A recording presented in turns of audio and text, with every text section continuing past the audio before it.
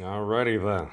The thing says we're live, so yes, we're back for round three of today. There's gonna be at least four rounds because I still need to finish the general outline with all my data and then start to actually write it up. I need to do this homework so I can get to the actual fun part. Why? Well, number one, because we can, and you learn a lot from history. If there's one thing that I've learned from Professor Wolfram's blog posts, it's he goes really deep into the history. So this is at least my attempt to channel my inner Stephen Wolfram. Poorly, um, he knows a lot more stuff than I do, so I can only pretend to be an imposter. So let's get back. Let's share our screen. Our screen. Don't mind the anime battle music going on in the background. It's I don't know. I like my quote unquote white noise or something. All right. Okay. Yes. Hey, welcome, Rick. It's I took a look. I had to play a little. I'm gonna shelve that onto the quote unquote Steam table rack, so to speak, and we'll get back to it. I need to at least do this homework first, so at least finish it out, and then next week I'll try to see if I can grab some of the fellows and start to tackle our actual thoughts. Because if there's one thing I've noticed, it's to be fair, we had a pre-geometry and a quantum gravity class with the Xerxes the other day, and oh, what was he saying? It's basically we're seeing interesting things. Why are these things interesting when you're coming at it from all these different uh, angles? Whether it's a string theory, loop quantum gravity, what is it? Causal set theory is an interesting one. But oh, what was it? I totally forgot where I was going with my point. Uh, that's okay. Basically, oh, what I said is we're gonna try to get some of the folks from the institute. Maybe see if they're open to do a live stream. If they're not, then we'll just do it behind the scenes and stuff. But I don't know. Professor Wolfram has kind of set doing live science as a thing, so I'm like, well, let's do it as a thing. It also kind of holds me accountable, aside from my occasional distractions. So if I don't immediately answer, I'm just on another thingy. So let's go back over here. All right. So we had our okay. So let's add our little sources for temperature. Let's go back here. All right. So Kelvin. Well, that is a tangled history. Oh, wow. I mean, a lot of these are tangled histories, and you could literally write entire novel length, probably NKS length books on them. So, all right, old. All right, so what do we have?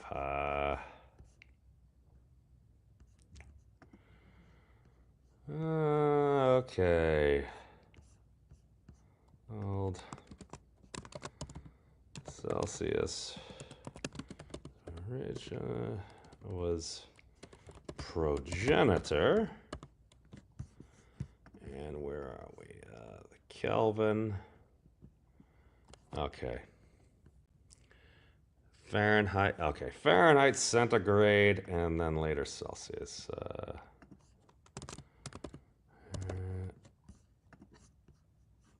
Let's see. I swear I can spell. All right. Fahrenheit. Wow, I cannot spell. Fahrenheit, Celsius, where progenitors, and Kelvin was adopted. Let's see. Charles's Law. Okay. Oh, it was unpublished. All right. Constant pressure. You'll guess. Celsius temperature change up or down between 0 and 100. Extrapolation of this law. Okay. So we need to. Okay, we need to include Jacques Charles. Alright, so. Force of steam invader and various other. Oh. Water seems to be a very useful thing. Okay, the expansion of elastic fluids by heat. Wow, so much stuff. I feel like I'm going to have to include Clausius at this at some point while he was studying that. Alright. Oh, this is citation. Hold on, let's put that there.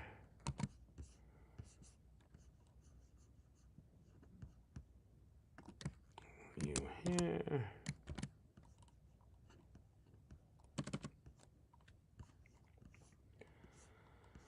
Alright, so what is this? On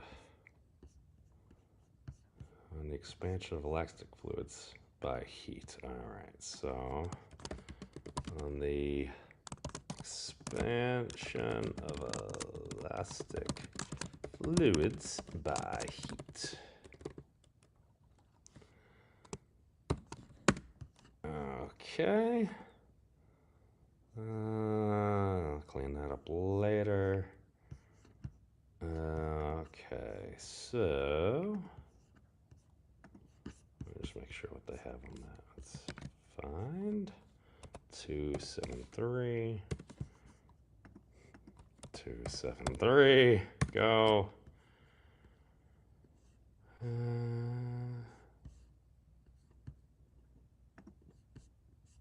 This isn't the whole book, is it?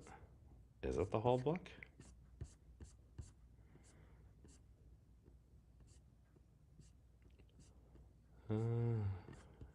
Minimum.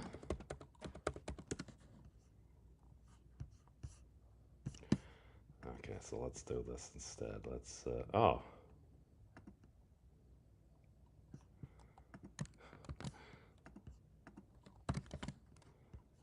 Oven. Put you there. Oh, sorry.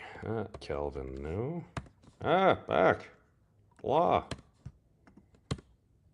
Alright. Kelvin. No.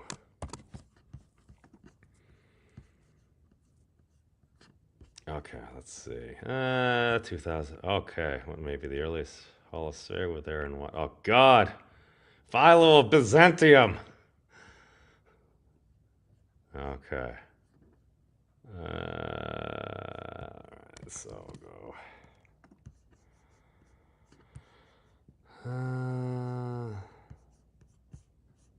Alright. Philo of Byzantium. Okay, well, if it's on here, we gotta reference it at least. Alright. Philo of Byzantium.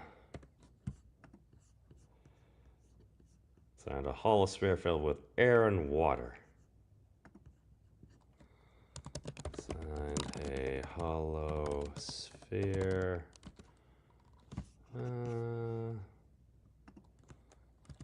Filled with air and water to an open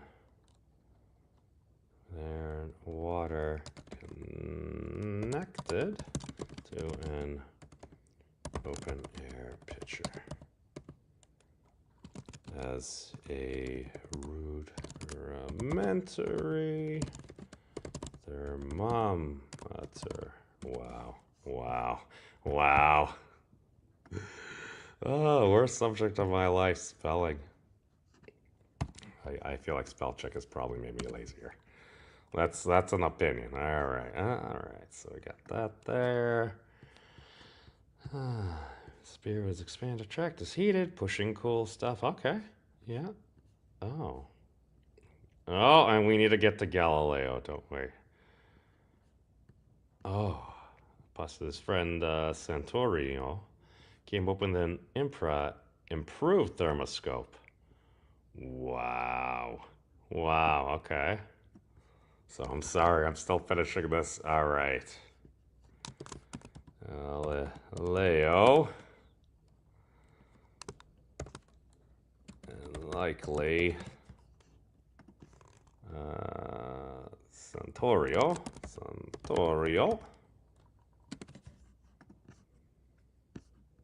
Oh, water or wine. Oh, people must have loved that. River flood, hoping. Okay. All right. Approximately 15. Wow, 1593.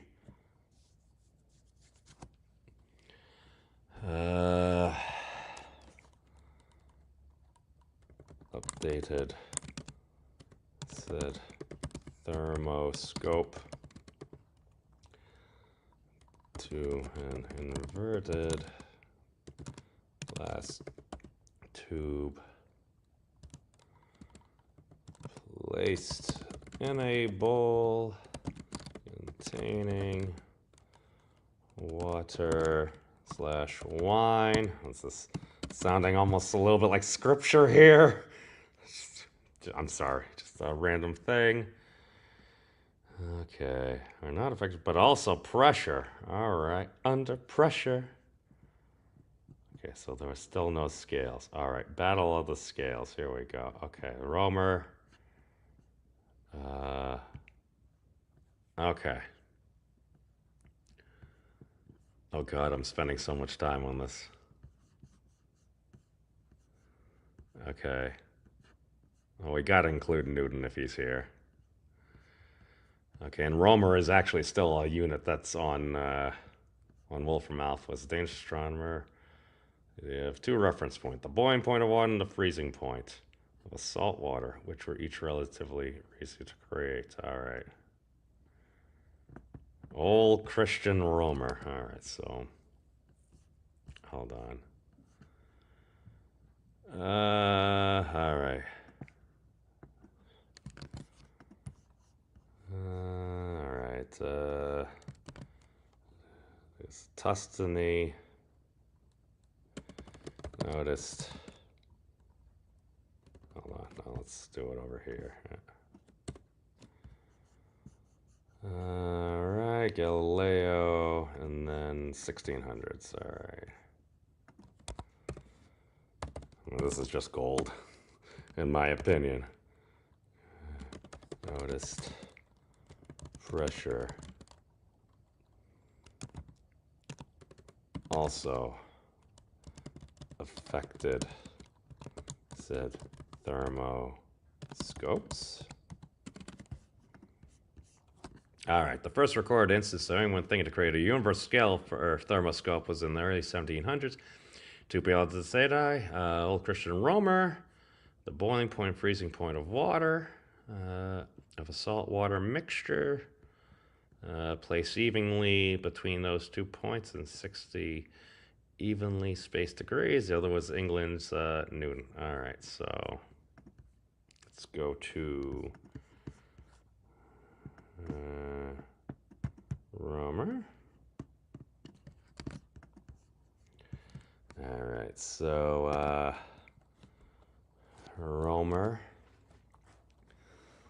Let's see.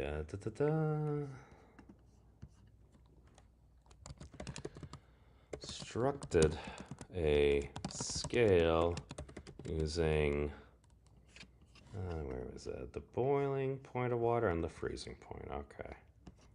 Using the boiling and freezing point of water. Salt water.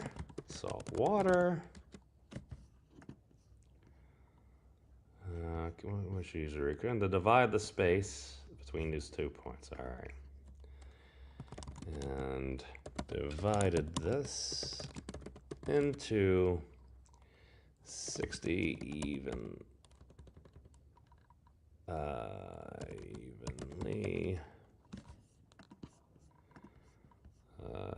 I'm just copying into a a 60-degree even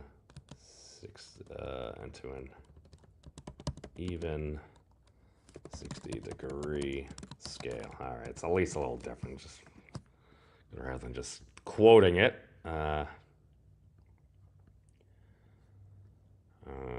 Okay. Newton likely developed this minimally limited scale to help himself determine the boiling point of metals whose temperature would be far higher than 12 degrees. Alright. Okay, create his own scale that is fine grained than Romer's. Fahrenheit, alright. Okay, set 0 degrees is the freezing point of the solution of salt water, 96 the temperature of the human body. Wow. This goes for so long. Separated by 100 degrees. Alright. So, Newton. Well, of course, we gotta mention Newton, because Newton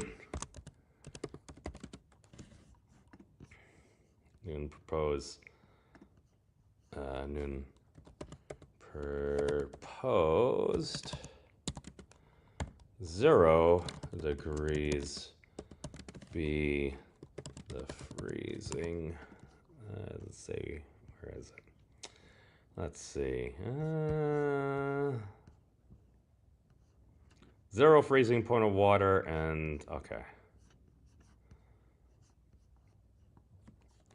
The freezing point of water and 12 degrees the temperature of a healthy human. Okay. Okay, it's English-speaking countries, Andrew Celsius. You set them backwards, we have that. Absolute temperature, absolute, infinite cold, blah, blah, blah. Oh my god, there's so much. Alright. No, okay, hold on. Kelvin scale for scientists, originally Lord Kelvin. Hold on, we need the triple point of water. Okay, here we go. General conference ratio measures, all right, so 1954.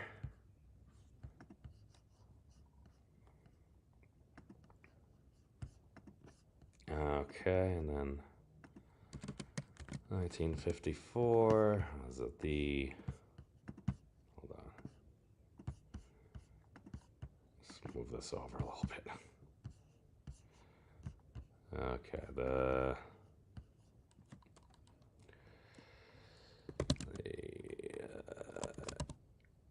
General Conference on Weights and Measures adopted the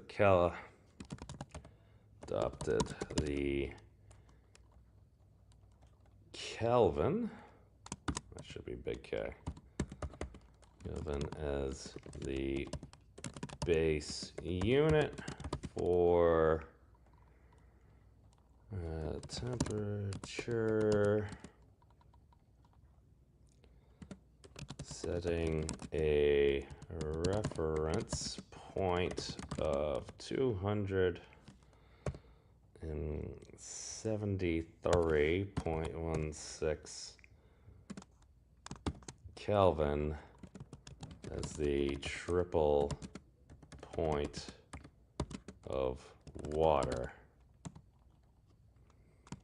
Okay, the point at which water exists as a solid, a liquid, and gas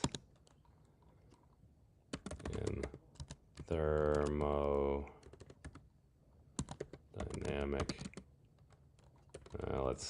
I'm adding words in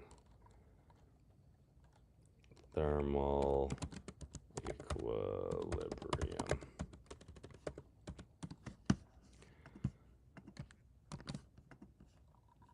Okay, notes. Oh, the citation. All right. So Kelvin nu is literally... Okay, hold on. I need to get back to the mole. The temperature is just so cool.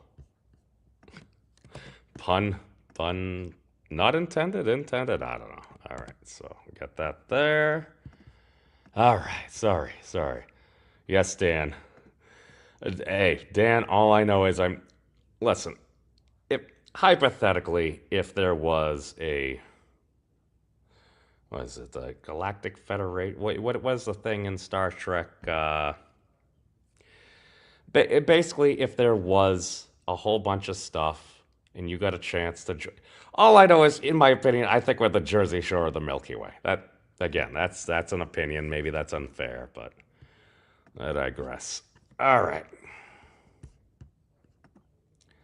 So, okay.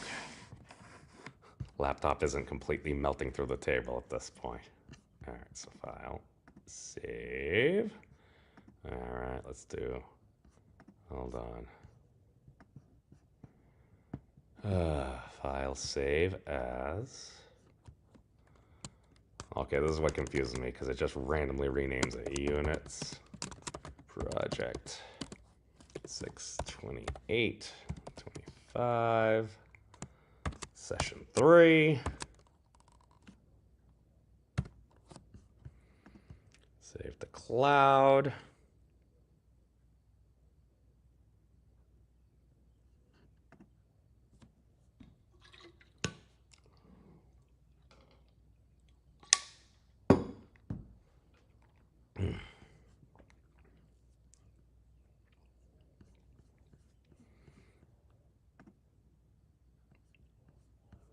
Okay, where is that? All right. Okay, onto the mole.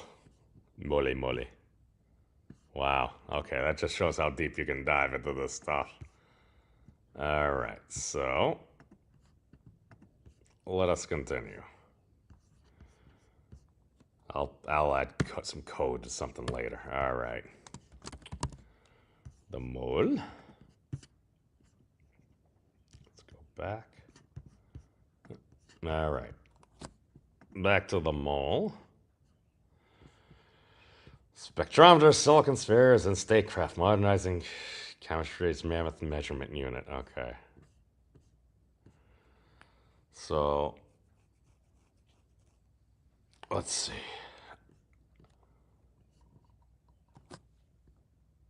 Oh, okay. So maybe if we just do that. All right. Let's just check this out real quick because we had this here.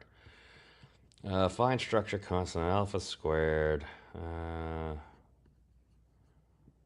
This is the electron. 2 Rieberg's constant. Let's add h bar.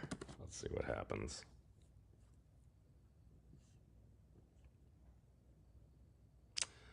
Okay, so apparently we get 2 pi. Oh, derp. Why? Because that's h. That's not h bar. I'm wrong. All right. Planck's constant. You're like, okay, that's just bizarre. All right, so that gives us 1. All right. That's interesting.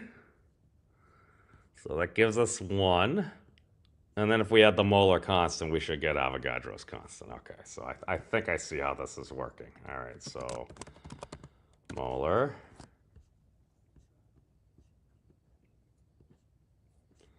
Okay, so it's 1. Constant. Should give us an amount, I think. Nope, too much. All right. Okay, so that gives us 1.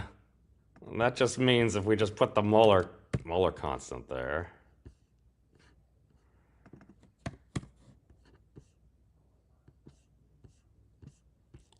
All right, amount concentration, officially obsolete. Molar mass?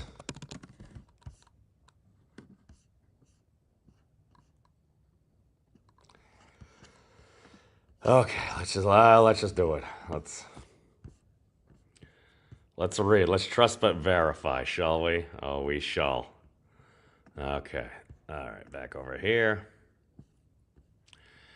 On the surface, the mole's basic definition remains the same as it was before. It's a measure of stuff. How many molecules or atoms you have in a particular substance, such as water, gold, or a protein. But the earlier definition was more complicated than it needed to be previously. A mole was the amount of substance contained as many elementary entities as there were in 0.12 grams of the most common form of carbon, known as carbon 12. Okay, aka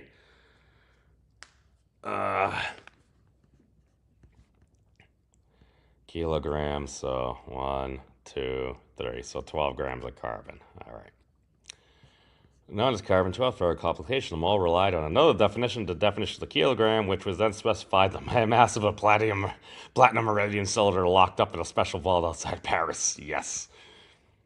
Helps to unlock the vault and freeze both the mole and kilogram. To understand, one has to first embrace the complex equation of Oxford and out. All right.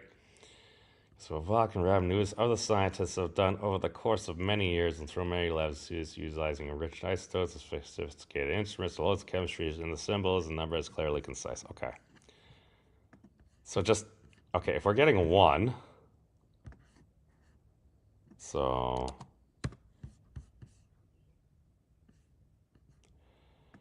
multiplication. Okay. Right. I mean, joule seconds per meter. Let's put this other one in here. If it's going to give us the same thingy, because it should. Okay, maybe we have a little bit more precision on that one. Yeah, we get a few more digits. This goes to, what is it? Probably like 8 or 9. 3, 4, 5, 6, 7, 8. All right. That one's probably 1, 2, 3, 4, 5, 6, 7, 8, 9, 10, 11, 12. Okay. Because spectroscopy is apparently very useful, I hear. Let's continue. You need not be a math genius to grasp what's happening. That's good news to a math-phobic visitor. Understand the mole's definition has changed. You do need a few details about measurements. They're important in the world's social and economic order and their shorthand notation. In practice, mole helps chemists measure stuff. It helps express amounts of atoms or molecules in a chemical reaction, because half a mole of oxygen molecules, blah, blah, blah, equals to 18 grams of a substance. That's not very much water. Would create a pretty shallow pool on a small paper cup. Okay.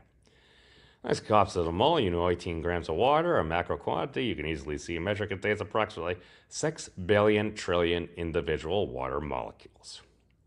A submicroscopic quantity is not easily measured, and you would know that for every 10 water molecules you need exactly 10 oxygen atoms and 20 hydrogen atoms, because this you can easily assign a chemical reaction to the atomic level that would produce exactly the amount of substance you need at a macroscopic level. For about 20 years, the international community redefinition of mole on an amazingly ultra-pure sphere of one of the world's most common elements, silicon. But unlike the kilogram ingot in France, this one's doesn't sit in a little vault somewhere to be used for reference. Instead, the equations themselves are the reference. The sphere serves as evidence that the equations work. Well, if it comes out to 1, I'm sorry, I'm being judgmental. They created the SI, a measurement system for all times and for all people. All right. Even describing the scientific work involves the sphere, brings a contrarian smile, has beholden a dream. Okay. Public to grasp the importance of what happened isn't about reputation or professional pride. It's about leveling the playing field. Okay. With a sphere, anyone can figure out if their measurement of the molecules match and rush. Oh, is it just an amount? Amount of stuff? Anyone who can comprehend this kind of complex formula, anyone with powerful analytical instruments, very pure silicon sphere and very powerful. Actually, oh, the exact. Oh, because silicon kind of. Okay, it uses a lattice. So, okay, does it contain precisely 1 mole? Let's see. Still seem like scientific Illuminati. Well, no comment. Then they begin to talk about silicon. Numbers melt away into something tangible. Okay, rosy feelings. The equation is just a mole, isn't just a theorem. A mind exercise increases access. All right, silicon bridge. Silicon has become a huge part of the modern lexicon. What is silicon? Okay. It refers to an element of the periodic table, second only to oxygen in abundance, and planet Earth as an element is a significant building block. Okay, yeah, yeah, quartz, mica, yada yada. Okay, we don't really use silicon often in our labs. He says, okay. He grabs a chunk. Scientists, okay. Sprinkles. Okay, hold on. In the effort to redefine the mole arrived in small bits, not unlike a collection of strange, small, shiny ice cream sprinkles. Ready to be solved and eventually analyzed by the big instrument called a mass spectrometer that sits at the center of the lab. This random silicon piece is a novelty. All right. Though the sample Rab pulled from his laboratory stock looks metallic, silicon is not metallic, but rather a metalloid. Okay. Computers, yeah, okay. Electronic molecules, rock me, me deal. Nobody would be more interested than Amadeo Avogadro. So the constant's been named after. He began his career as a lawyer. Came a cause, so natural order led him to investigate. He hypothesized that equal volumes of gases contain equal numbers of molecules if held at the same temperature and pressure. He said that simple gas is made of compound molecules of multiple atoms. His work was so early in the game of chemistry, the concept of atom was not even widely embraced. He called them elementary molecules. Okay. He may have been a good thinker, but he was not very good at convincing others about his idea. Well, it's people all of different skills. It took 50 years for others to catch up and realize he had been onto something big with these small elementary molecules making up the world. By then, no longer with us. And the early number of molecules in 1 gram molecule of oxygen would be called the Avogadro's number. Okay. The number of molecules in 1 gram molecule of oxygen would be called the Avogadro's number. With the introduction of the mole in SI, this was changed to Avogadro's constant. Okay. That contains as many elementary entities as there are atoms. All right. The Avogadro constant for carbon 12 is written out as, yes, this huge number, usually referred to. Okay, so technically Avogadro didn't invent the mole. Okay. So, all right. So, the mole, old. Okay, so Amadeo Avogadro.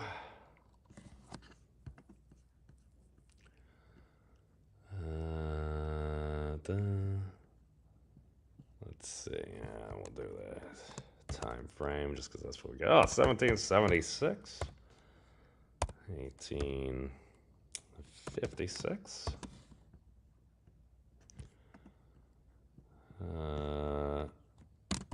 Lawyer turned chemist. Asserted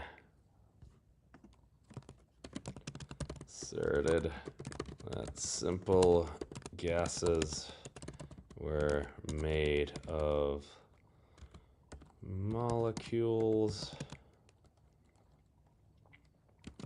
and theorized the concept of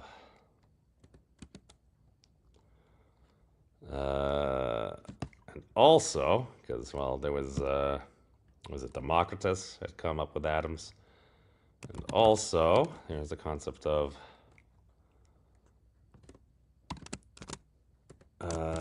atoms, so to speak. Speak using the term elementary molecules.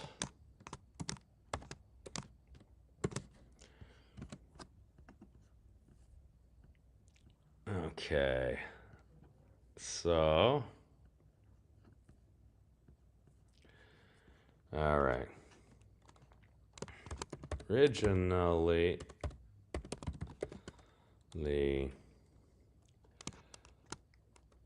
in honor of Avogadro, the introduction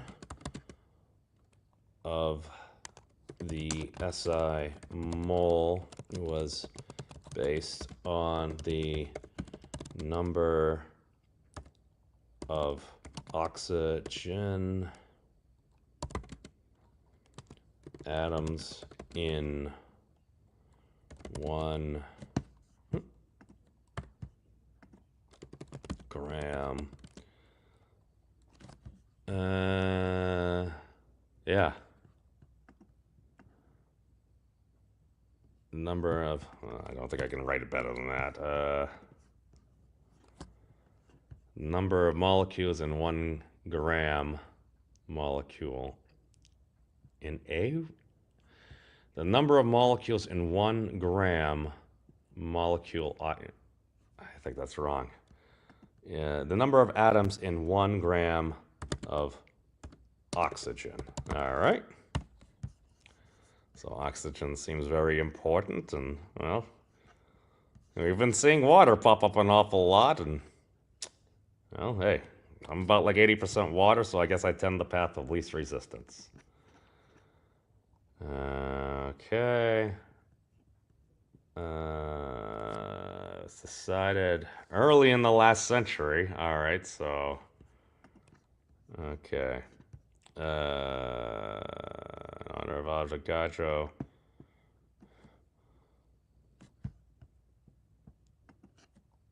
In the 1900s, in the early 1900s,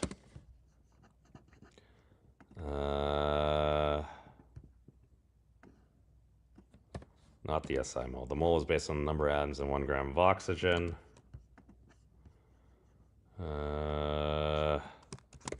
When introduced into SI, when introduced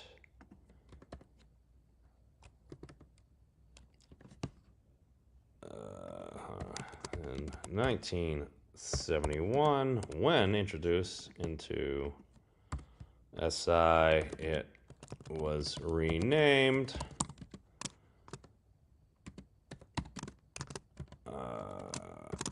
Avogadro's constant. Okay, so that's why it's the amount of stuff. Now, before the mole is the amount of substance in as many elementary entities. Their atoms, okay, carbon 12, all right.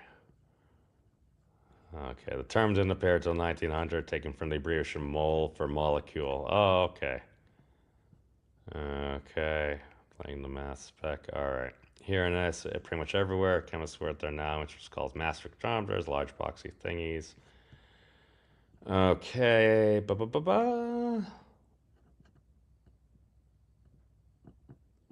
right. So, hold on. Carbon 12, hold on. Carbon.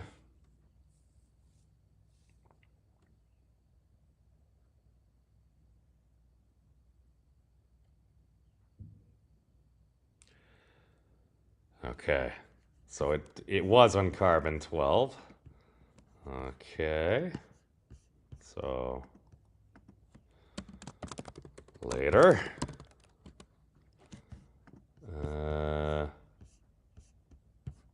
Later. Carbon 12 was used. Hold on, let me just check.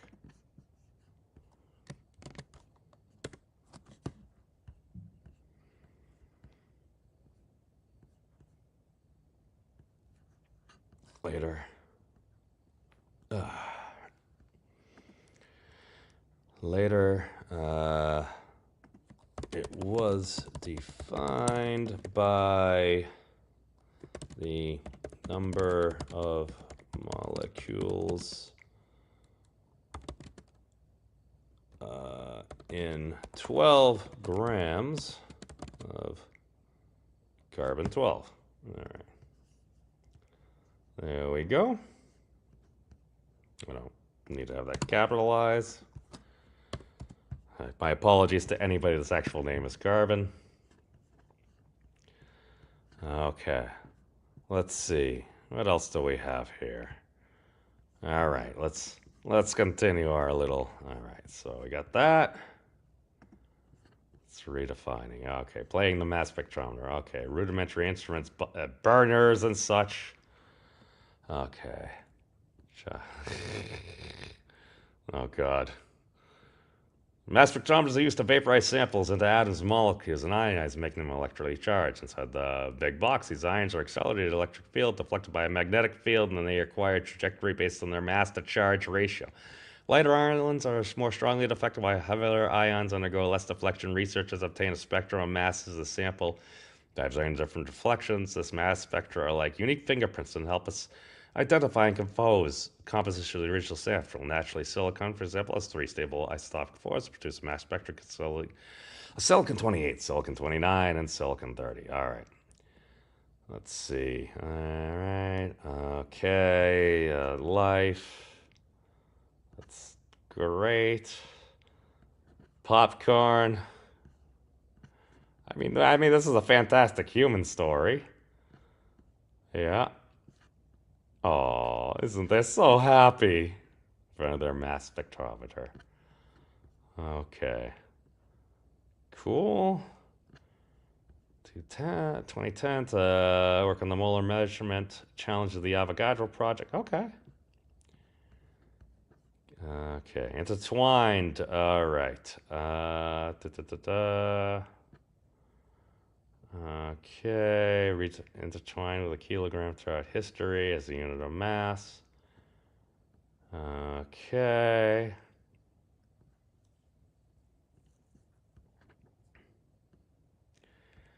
Well, the metric system efforts to establish agreed upon definition of worldwide measurements date back. Yep. International prototype, followed IPK. Sanction as a unit of mass. Okay. Problem.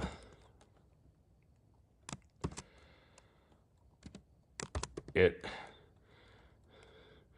is based on the reference of mass, which at the time was a platinum iridium, the cylinder, which was a mass of the kilogram, which was at the time platinum iridium cylinder locked away in Paris.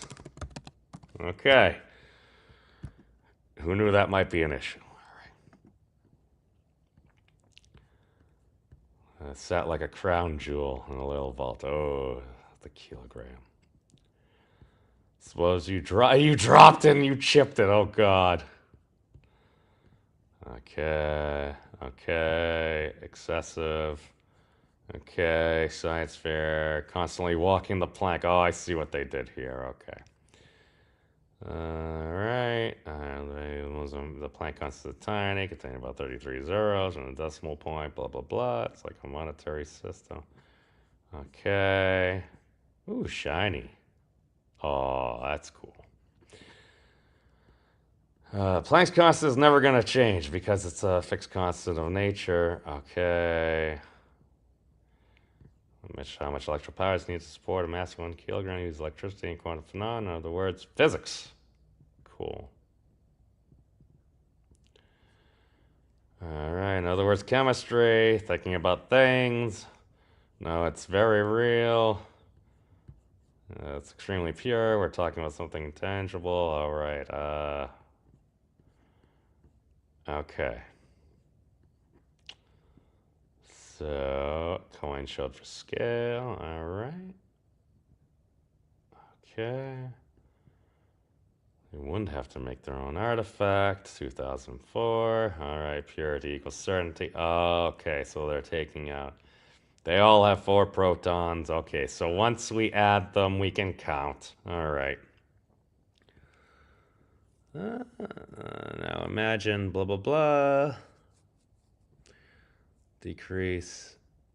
Essentially no uncertainty. Mass spectrometry becomes mass spectrometry. Mass speculation becomes mass spectrometry.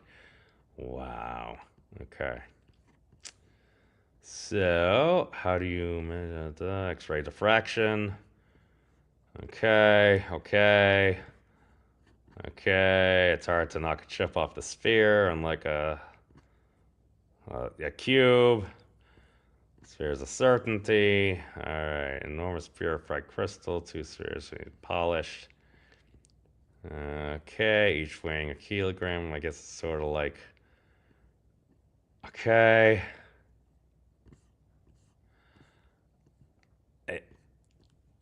Okay. When Floyd Couch made history in the grad, including the mole, the vote closed the book on the chapter. Opened up a new chapter. The mole is no longer tied to a physical object, the carbon 12 atom. It says purely defined in Avogadro's constant. High powered. He's downplaying it. I'm still unsure.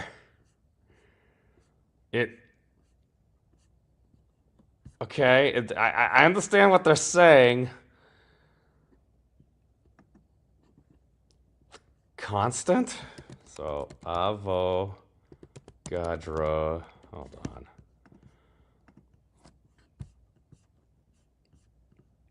So, okay, hold on, read more. Let's go to the short thing. Oh, this is not the short thing.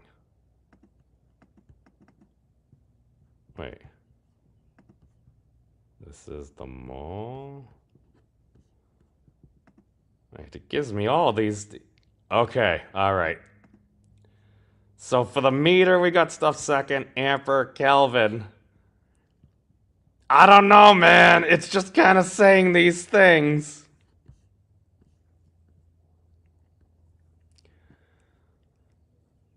Okay. The mole and the molar sphere.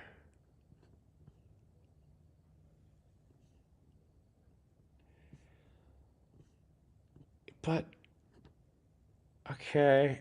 So if we just. Okay. Is that the Romer constant? Is that what that is? Let's see.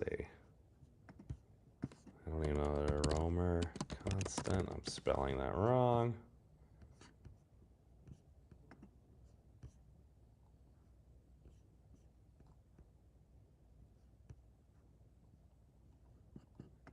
Let's try this.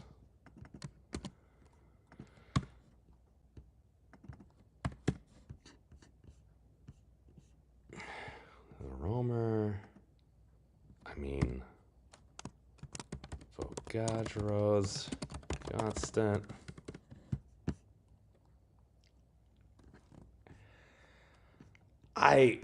Degrees difference? Is that Boltzmann's constant? Hold on. Boltzmann constant. Hold on, how much? Let's just see what it is.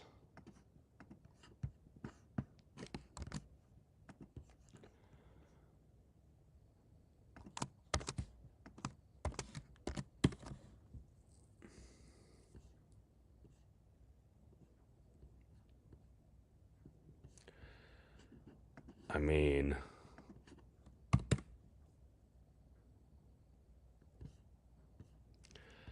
so if we did some algebra, and we multiply, we divide it. We divide that there. I'll give us a 1. And we'll get this. I'm sorry, I'm confuzzled.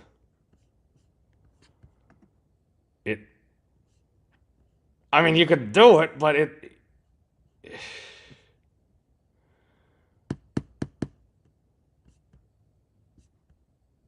okay, I understand. Okay, has no amount of substance playing the mass. I still don't understand. I'm not saying it's not a convenient thing. I don't know how to really justify this. Okay.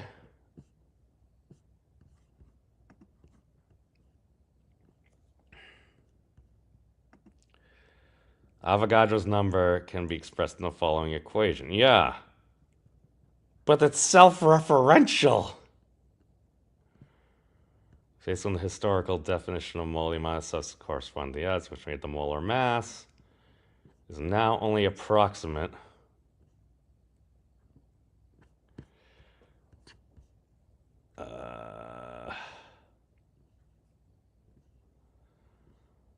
Avogadro number approximates the number of nucleons.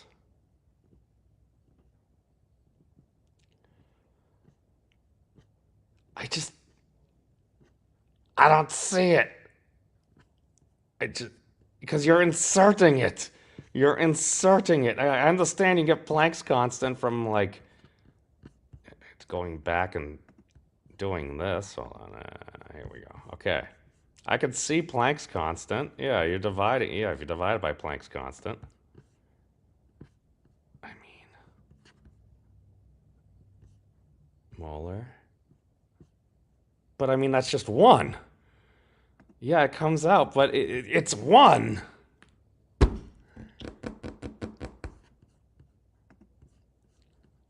Okay. Now, a mole now. Now. Or new. So it technically got worse. Still uses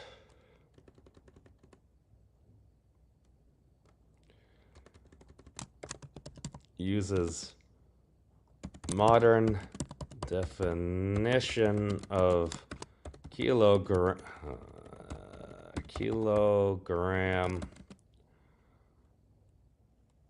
based on Planck's constant and Avogadro's number, but the change in definition has a slight deviation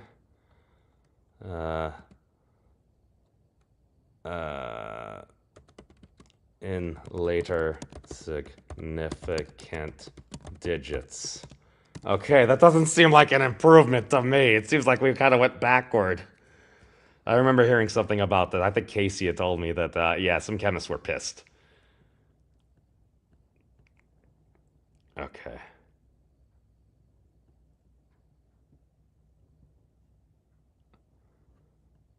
Okay, so they updated. Okay, in 2018.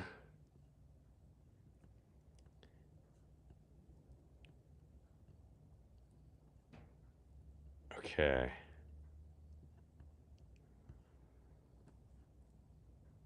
All right. Avocado experiments. Okay. 4 minus because many elementary entities is 12 grams. Blah blah blah. The term gram molecule was mean 1 unit of molecules and gram atom from 1 mole. Okay, from 1 mole. Blah blah blah. 3 grams. Or blah blah blah. Be how to find times of any physical object but physical constants. All right, such changes came into effect.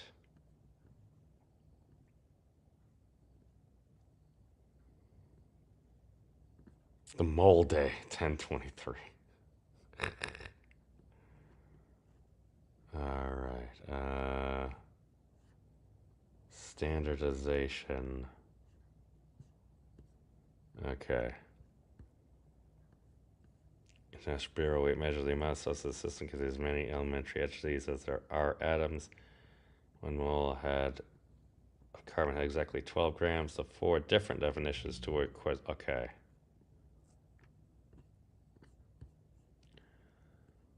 Is a standard substance elute natural oxygen. Okay. 1/12. In 2011, measure was redefined.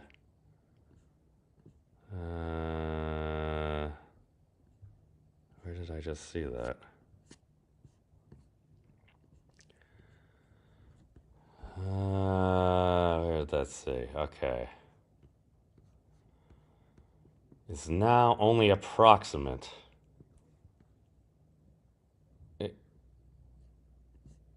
Okay, and then they defined it. All right, so they defined it. But it's literally, they're just defining it as Avogadro's number, right? It's weird. Okay, so it has now been is a fixed dimensionless quality as a number not requiring a distinct base unit. Okay, it's irrelevant. It's not a true metric meaning unit, rather it's a parametric unit. Okay. SIs, entities of dimension 1, ontological distinction between entities and units of continuous quantities. Use an inconsistent both unit and quantity with the appropriate amount of units. Okay. So, metrology. There we go. That would make Bill happy. Blah. All right. Why? Okay. Where was this? Hold on. Duplicate. All right.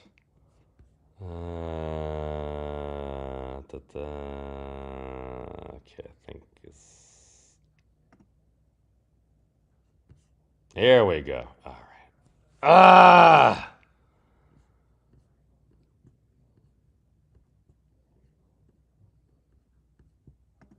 Okay, fine. Mole. All right, so... Oops. Put this here. Okay, the mole. Okay, and I'm even more dubious of this.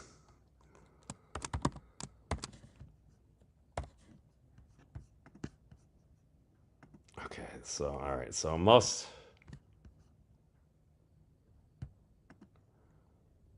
Don't mind me. I'm sorry, I'm just rocking out the frog theme a little now. Alright.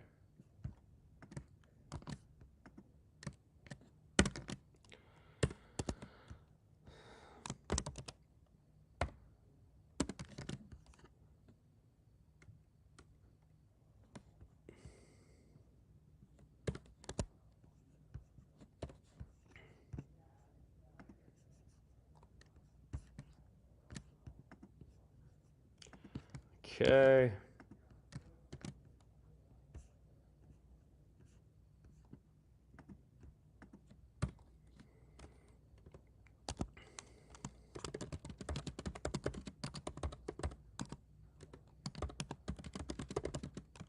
Of the mole. There's much criticism of the mole because it is simply a count. We have parameterized through using carbon, oxygen, and carbon 12, and later redefined it so that the origin it deviates in later significant significant digits. Let's see. There's some other criticism too. Let's go. That's the ampere. Where were we? Over here.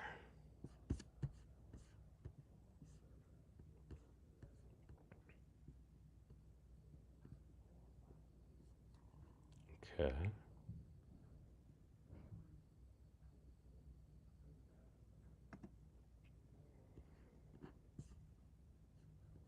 The feature that classifies standard of abundance.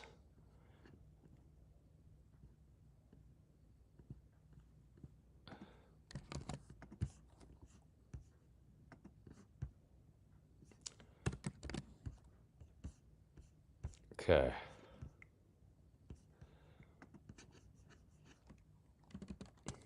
It is dimensionless, so why are we using it when we can count? Okay, that's part of my argument. All right. So let's see. Where are we at? Oh, God. Been going for a while. Another hour. Let's see. Sorry. Let me scroll back here. What does it mean? Numbers and humans. Yeah. Thanks, Jack. Somebody's got to do it. Oh, God. I'm catching up on homework from a year ago. Oh, God. More than a year ago. All right. Lisa. No comment, Jax. No comment. It's the Batman problem, isn't it? It's Bruce Wayne. It's all right. Have all these companies. What can we do? Oh, well, humans are making all these deadly things. Of course, Bruce Wayne's just gonna buy it all, and then of course Bane's gonna steal that. That's some other deep lore. Let's see. Oh yeah. No, that's the thing. No, I'm gonna. Oh, some interesting correspondence going on here. Very fascinating. Very fascinating. Let's okay, save. Okay, we're getting through like one unit every hour or so. Yeah, I haven't seen was it the Robert Pattinson Batman? I heard it was pretty good. Some folks seem to like it. I mean, it's personally I like the Christian Bale Batman. That Batman trilogy, and I think here's the thing. I'm of the opinion if DC wants to rip off the MCU, you go full bore. You literally set up everything, and I'm like, I was waiting. I'm like, well, aren't you guys going to do the MCU thing? You've established a Batman, and they're like, people like Ben Affleck, and again, if you like Batfleck, that's totally fine. I mean, it seemed to do a thing, but I'm like, you already had a trilogy set up. But to their credit, they're like, Christian Bale's like, no, we're set up to do 3 movies, and we did 3 movies, and we moved on with our lives. Very easily just could have stuck around for another decade doing movies, but hey, power to them. But okay, so file, save. Okay. Got that there. Okay.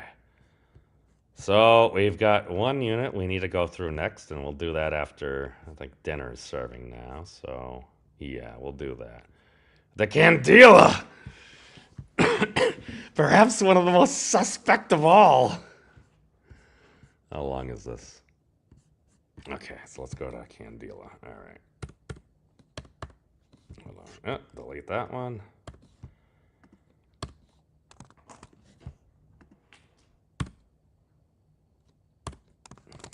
Candela. Old. Candela. New. I don't know if it's a new. It's literally like based on like an old English sperm candle.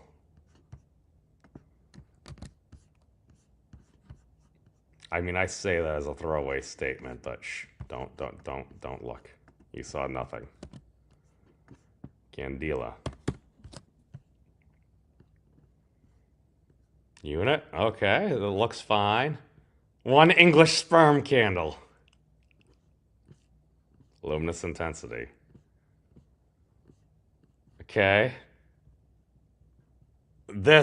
I looked at this before, and I'm like, oh, okay, well, it's got lumens. Oh, that's teridians, 4 pi lumens. Luminous flux, all right. Oh, it's about 1 spherical candle power.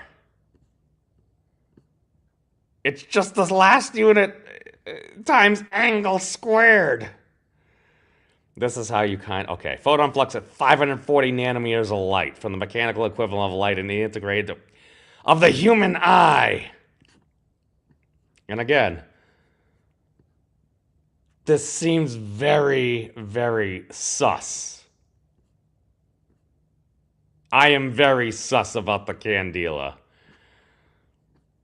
It seems like another referential thing. All right, hold on. But before we complain even more, let's Candela for sources, old. Oh, hold on. I should just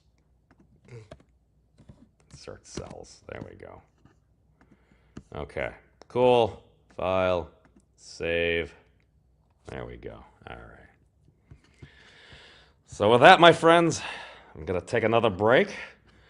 We might still have another 2 sessions of these going because I need to make some more progress. I need to at least start actually typing this up. All right, so let's see. Bruce Affleck. Okay. Hey, it is what it is. But all right, we've continued on for a while now. We've done another hour, and hey, we'll be back for at least another session or 2 this evening, and then, oh god, I'll probably have to do like 6 sessions tomorrow. It's okay. We're slowly cranking it out, a little bit of history at a time. It needs to be done so we can get to the fun part next week. That's where things are going to get weird. So, other than that, I'll catch you guys in a little bit. Peace out, everybody. Shoop.